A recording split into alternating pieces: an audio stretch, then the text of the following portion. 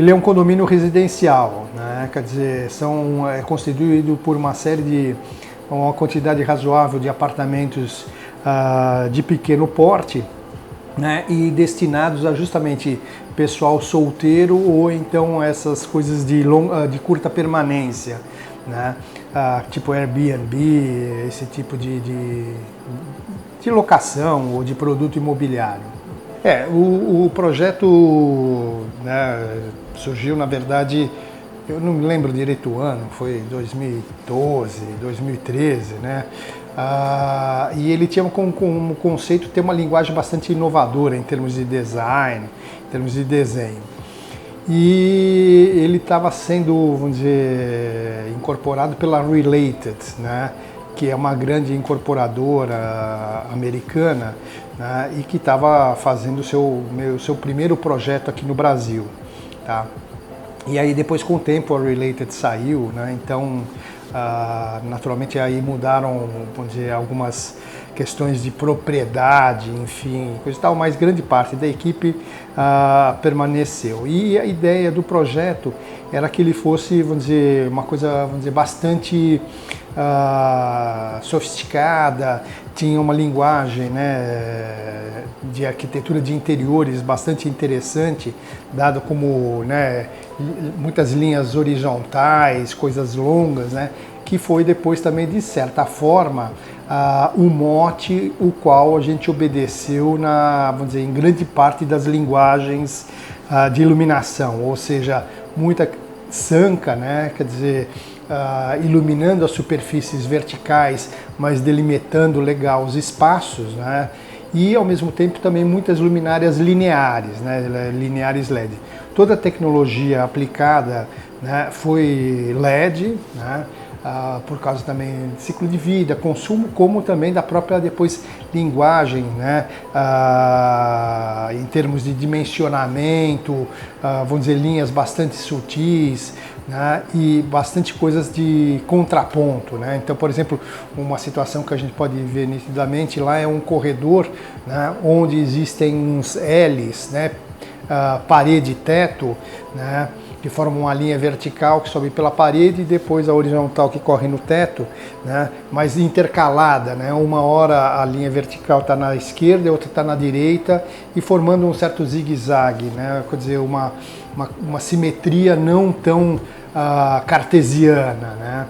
E naturalmente, vamos dizer, algumas outras soluções que foram depois possíveis na parte decorativa, né, de luminárias, abajures, coisas desse tipo. E uma área que também, de certa forma, se destaca são as áreas sociais, porque esse empreendimento, por exemplo, ele, na verdade, como ele está perto do Rio Pinheiros, né, o lençol freático lá é relativamente baixo, né, ou então, se queira, alto, né.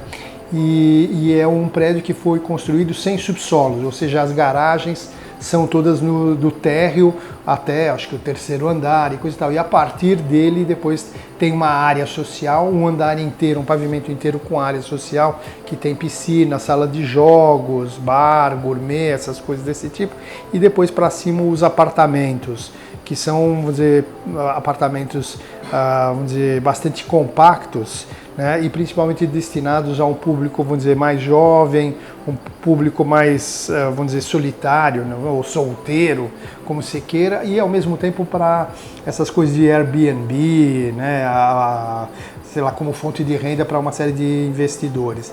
Então foi basicamente isso daí. E uma área que chama atenção na verdade, nesse patamar social, que tem depois todo um paisagismo por fora, que também foi todo iluminado, e tem lá uns gazebos, umas coisas assim, é a área de piscina, né, que recebeu depois um tratamento especial com umas luminárias pendentes, com um uplight para cima, uma luz branca para baixo, mas ao mesmo tempo um detalhe interno da iluminação interna da cúpula, né, que muda de cor, é um sistema RGB que muda de cor e acompanha a iluminação da piscina, né, e que varia entre um tom esverdeado, turquesa e azul, né, quer dizer, oscila dentro dessa linguagem de tonalidade da água, né. É basicamente isso como conceito geral. Então, atualmente, todos os projetos que a gente faz tem essa busca de eficiência energética. Ou seja, um bom projeto luminotécnico, independente se tem certificação ou não, né, ele tem que buscar essa eficiência, né? A gente vê que a energia impacta também não só na questão do meio ambiente, como depois na própria eficiência econômica do empreendimento, né? Então, se eu tenho justamente um consumo menor de energia, né, eu consigo ter um condomínio ou um custo de manutenção depois menor. Eu tenho, então, aquelas contas, por exemplo, que os países do primeiro mundo fazem, né? Quer dizer, eu faço um investimento inicial do produto arquitetônico maior, mas eu tenho depois por 30, 50 anos, né, ou sei lá qual é o período planejado para essa obra, um consumo e uma amortização que vai me gerar o lucro depois dela estar paga, né? E isso anda acontecendo no Brasil, né? Quer dizer, graças a Deus você começa a ter, vamos dizer, incorporadores, construtores, enfim, né, que começam a tomar esse tipo de decisão visando o empreendimento mais a médio e longo prazo e não só efetivamente o menor custo de investimento possível e depois que se dane o resto, né?